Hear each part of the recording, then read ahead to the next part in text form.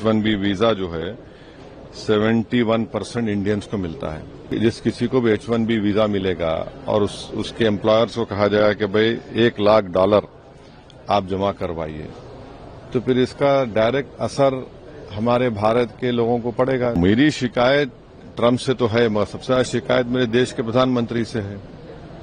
आपने अहमदाबाद में इतना बड़ा मीटिंग की, स्टेडियम में मीटिंग की, हाउडी मोडी किया आपने, ये क्या फायदा हुआ बताइए। बिल्कुल हम सकम ना करें ये अमेरिका की ट्रंप सरकार की ब्लैकमेलिंग को। तो बहुत बड़ा असर पड़ेगा ना, बहुत बड़ा असर पड़ने जा रहा है भारत के उन तमाम नौजवान लड़के लड़कियों पर जो बड़ी मेहनत करके आगे बढ़ते हैं। भारत में H1B वीजा जो है ज्यादातर पहले तो समझिए कि H1B वीजा जो है 71% इंडियंस को मिलता है। उसमें से बहुत बड़ा शेयर होता है तेलंगाना आंध्रा के जो टेकीज होते हैं। और इस बात का खास ख्याल रखिए कि जो भारत को करीब $125 बिलियन का रेमिटेंस होता है।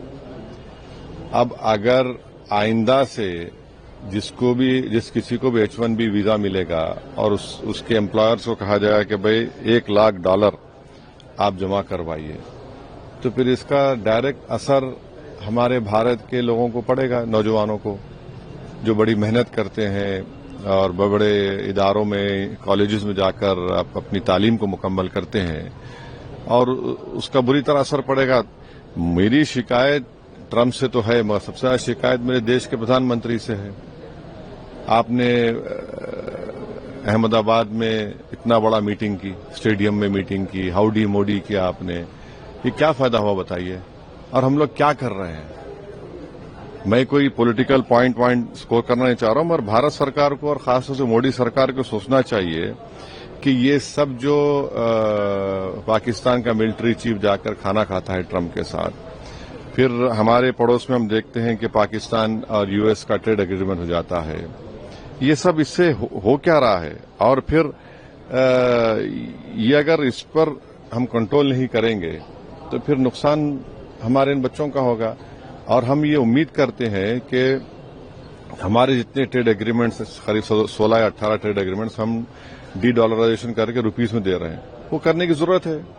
और बिल्कुल हम सकम ना करें ये अमेरिका की ट्रंप सरकार की ब्लैकमेलिंग को।